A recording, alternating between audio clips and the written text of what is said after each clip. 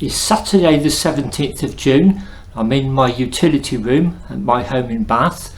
Tomorrow I'm setting off on my cycle tour from Bath to York.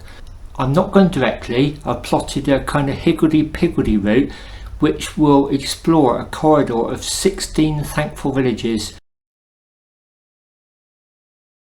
Just a quick recap. Thankful villages are the villages in England and Wales, sadly Scotland and Ireland don't have any, where every person who went off to serve in the First World War returned safely alive. There's 54 thankful villages in the UK to the best of my knowledge. I've visited quite a few of them already, but over the winter I was looking for a theme for a cycle tour for this June, and I noticed what looked like a kind of corridor heading from my home in Bath northeastish, and I spent a few winter Saturday afternoons plotting a route, so I'm visiting 16.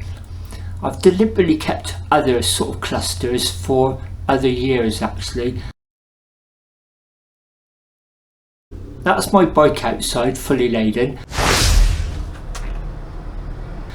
For those who are interested what I'm taking, I've just gone through the kit a little bit upstairs just prior to packing it. So this is what I'm taking tomorrow and a little bit of an explainer of how I pack it. This is all my kit laid out on the spare room floor just prior to packing it in my panniers.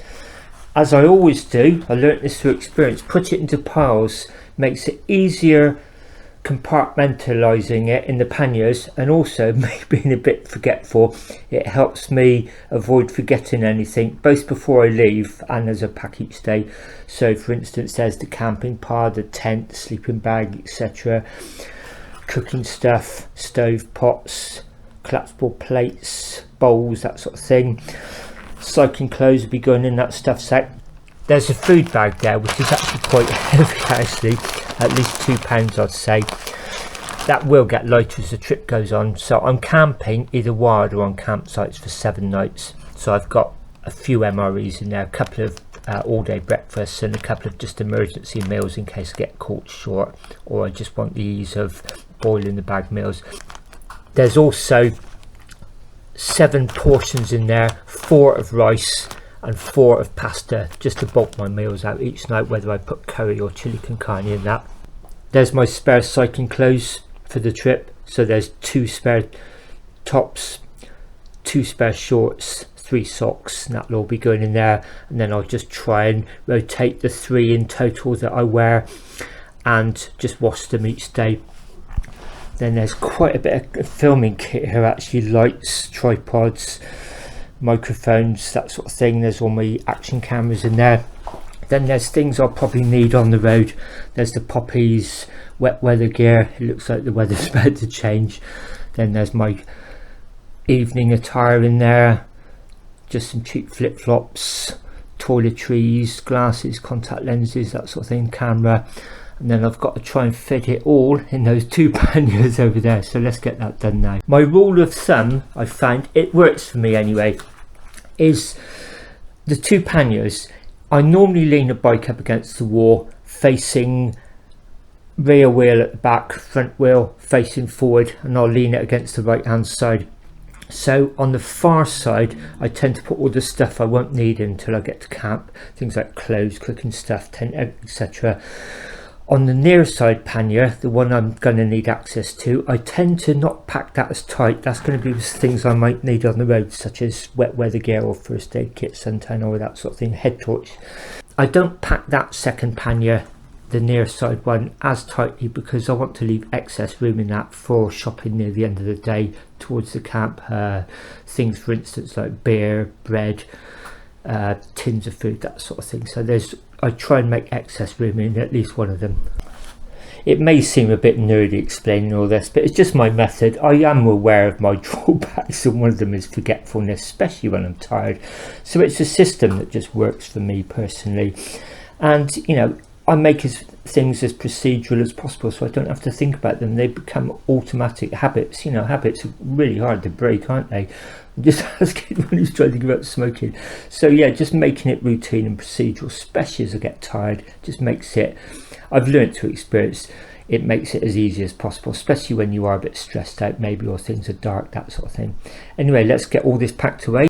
I'll be cycling 8 days before spending the final night at a travel lodge in York, and then getting a train home from York to Bristol Parkway the next morning, and then just riding from Parkway back to Bath. It avoids going through Temple Meads and changing at rush hour. That means I'll be out on the road 7 nights. So I did consider bivvying, but I've actually opted for camping, and it looks like the recent heat wave is just about to finish, and it could well be rainy during the week, so I think that's probably a good plan. Some of those evenings will be camping. Ideally it'll be one wild camp followed by an official campsite just to clean up and shower each night, clean some clothes, but whether that sort of transpires I really don't know. I'm not really heading to touristy areas as such, so I just have to see where I am each night, do an internet search on one of the camping apps and just see if there's anything nearby I can detour, so I just play that one by ear. But I did think I thought it was worth just showing you how I pack my gear and what I'm taking and why really, but much more about that on the... I've done quite a bit of research over the winter and I'm taking notes and lots of screen grabs. But for instance, tomorrow when I leave my home, the first Thankful Village is actually quite close to Bath, Little Sodbury, at 19.5 miles. And then the final one is Helperthorpe, which is a doubly Thankful Village, and there's a really fascinating story there, so it'll be a great place to finish. That's at 353 miles, and then I'll be finishing at York Travelodge next Sunday evening.